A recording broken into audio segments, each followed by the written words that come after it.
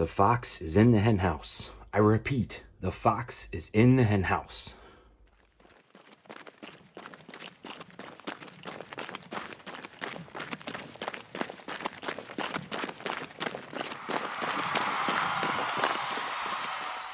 Welcome back to the Meeple Marathon. Today we are going to take a look at The Fox Experiment by Elizabeth Hargrave and Jeff Frazier.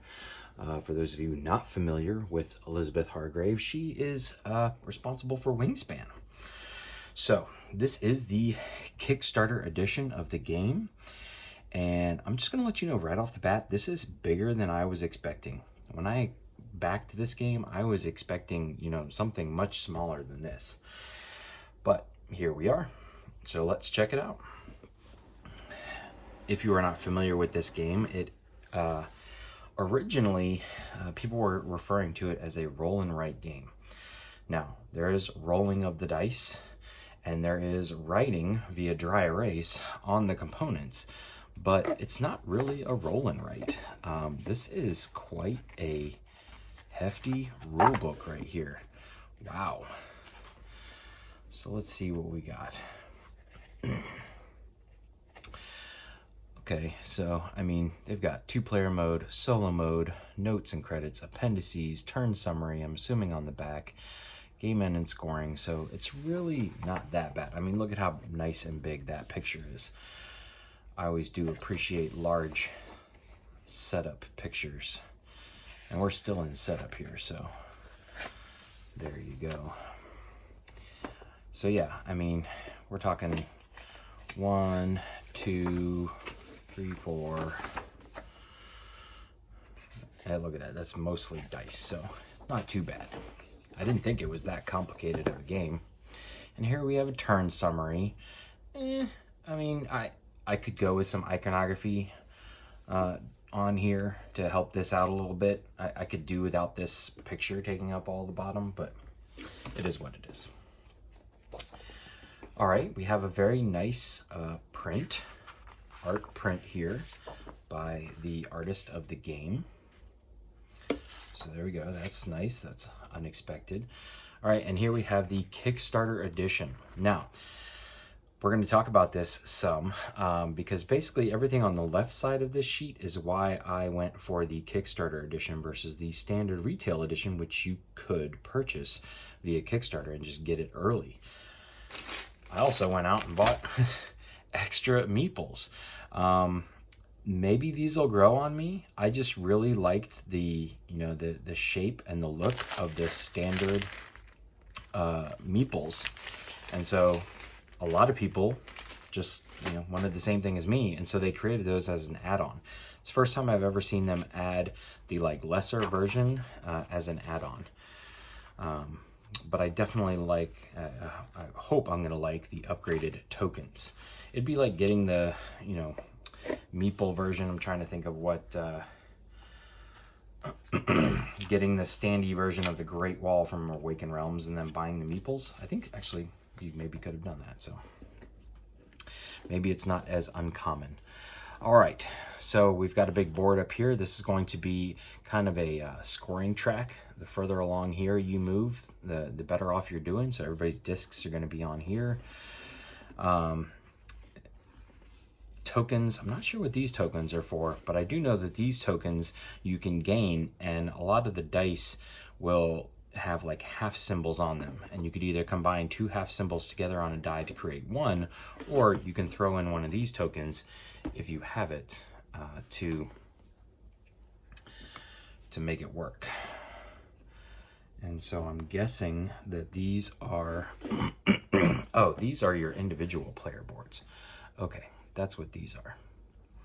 So one for each color here.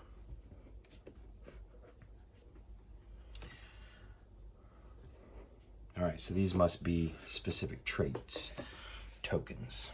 All right, here is the player board. And it appears that there is a 1-player side and 2-player side. Doesn't lay super flat. Look at that.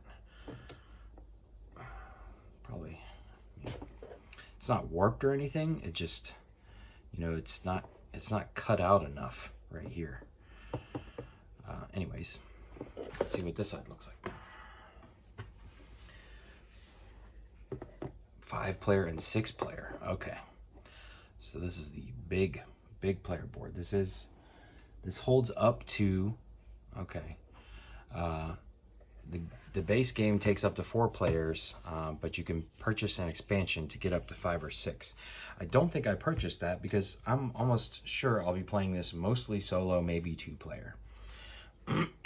So, I also did not purchase the neoprene. I really didn't see the need for all the neoprene in this game, but maybe if that board doesn't lay flat, I will have appreciated having that. But these dice look super nice. I mean, just look at how nice they look all laid out there. I really like the marbling on these dice, like the you know, the 20 strong dice, which I covered recently on the channel, were nice. They have that like fleck of you know, rainbow fleck in them, but it just didn't, these just look nicer, in my opinion.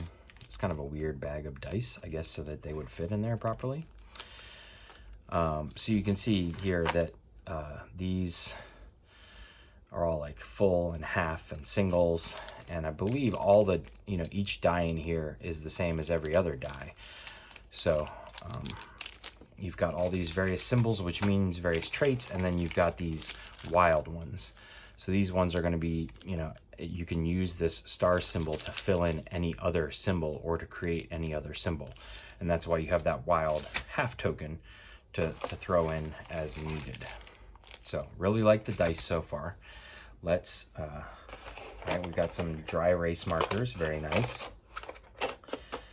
And then here are our upgraded acrylic tokens. And this is why we went for the deluxe version, because these look really nice. They're actually really lightweight, like super lightweight, which is okay, but these definitely feel nicer than you know, cardboard punch outs, which is what you will get in the retail version. I have a feeling though that if you just bide your time, that this deluxe version is going to make it onto onto the market. Oh, okay, so they gave us the cardboard for everything too, but we're just rolling with all. Okay, so I don't even need those cardboard punch outs except for my player boards. Interesting. Look at all these. These are nice. Okay, I thought they were going to be wooden, but they're like acrylic. These feel like Geek Bit upgrades from BGG store. Okay, what else we got? Ooh, these are heavy. Let's take a look at these metal gear tokens. These are like your player markers where you establish turn order when you're playing multiplayer. Oh yeah, I like these. These are nice and colorful, nice heavy weight to them, nice sound, not that you're going to be stacking them up. So there we go. More acrylic tokens for just everything. All right. Okay. All right. So, all right. So here are the, wow, there's even several different looks to them.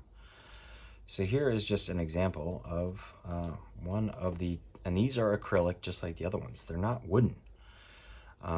Screen printed very nicely. These feel like the Dinosaur World Special Edition Meeples, which Pandasaurus games obviously did. So that comes as no surprise that that's what these are like. So these may grow on me. Let's just compare them now. Compare a handful of them to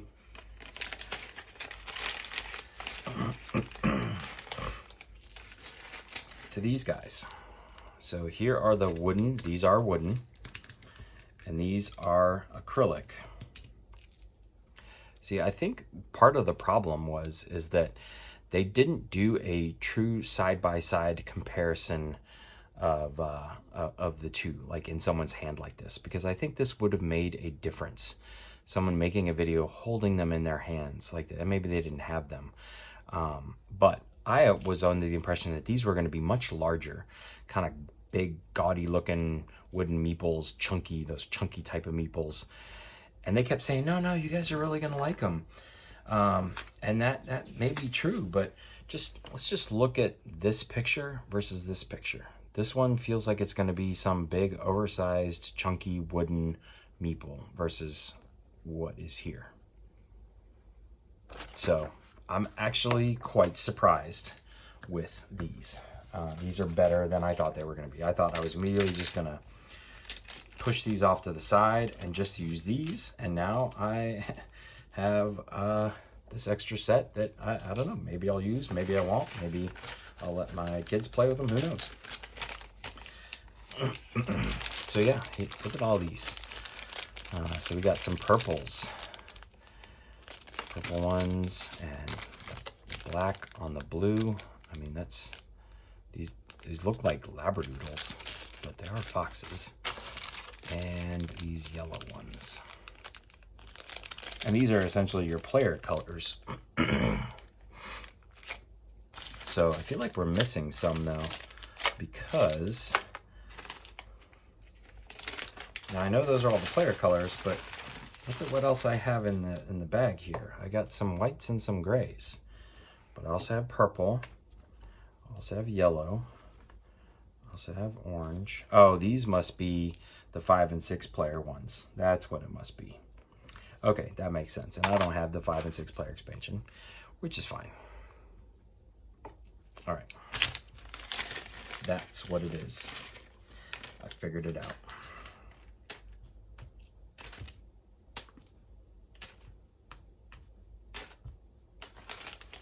All right. All this acrylic, we don't necessarily need all of these silica gel packets. Okay, so we've got some cards. Obviously, these are going to be standard cards. You're not going to want to write on these. But these are, I guess, the breeders that are going to give you various bonuses that you can, I guess, pull over to your side. We've also got some scoring cards here. So if you hit on these traits, you can reach a certain level of victory points. That's what most of these cards are. There's actually not that many breeder cards, which is interesting. There's an A and a B side, but this is all she wrote. So a lot less of those than I was expecting. Oh, and these are different sided too. So what do we got here?